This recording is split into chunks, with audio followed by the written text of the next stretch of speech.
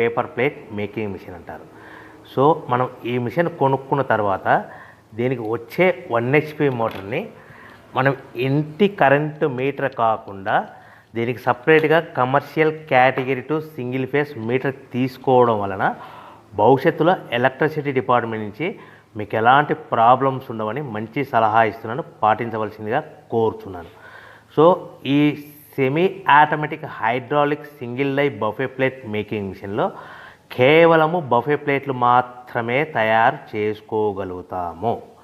ఈ మిషన్లో కేవలం మందం లావు దొడ్డు ప్లేట్ మాత్రం బఫే ప్లేట్ తయారు చేసుకోగలుగుతాము.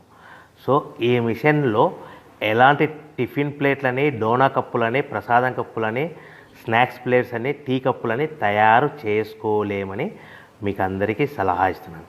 సో ఈ బఫే ప్లేట్లు ఏ విధంగా తయారు చేసుకోవచ్చు అంటే కనుక మనకు రా మెటీరియల్ షీట్ ఇలా ఉంటుంది. ఈ షీట్ని డై మధ్యలో పెట్టి గేర్ వెనక్కి లాగితే కనుక 1, 2, 3 సెకండ్లు లాగిన తర్వాత అదే గేర్ను ముందుకు నెట్టడం వలన డై కిందికి వస్తుంది. ఈ విధంగా తయారైన ప్లేటు చేసుకోవచ్చు. సో ఈ బఫే ప్లేట్లు మనం ఎన్ని తయారు చేసుకోవచ్చు అంటే కనుక నిమిషానికి 5 నుంచి 10 ప్లేట్లు తయారు చేసుకోవచ్చు. అది కూడా ఆపరేటింగ్ చేసే ఆపరేటర్ మీద ఆధారపడి ఉంటుంది.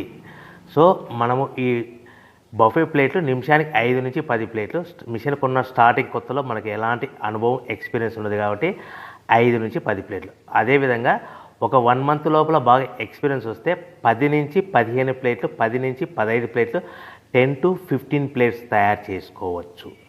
సో మనకు ఈ మిషన్లో రౌండ్ బఫే ప్లేట్ తయారు చేసుకోవచ్చని మీకు అందరికీ సలహా ఇస్తున్నాను.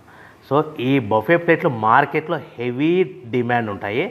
సో మనకు ఈ బఫే ప్లేట్లు ఈ విధంగా మనము నిమిషానికి ఆపరేటర్ మీద ఆధారపడి ఉంటుంది కాబట్టి నిమిషానికి 5 నుంచి 10 ప్లేట్లు పర్ డే 8 గంటల నుంచి 10 గంటలలో యావరేజ్గా 3000 నుంచి 5000 ప్లేట్లు తయారు చేసుకోవచ్చని మీకు అందరికీ సలహా ఇస్తున్నాను.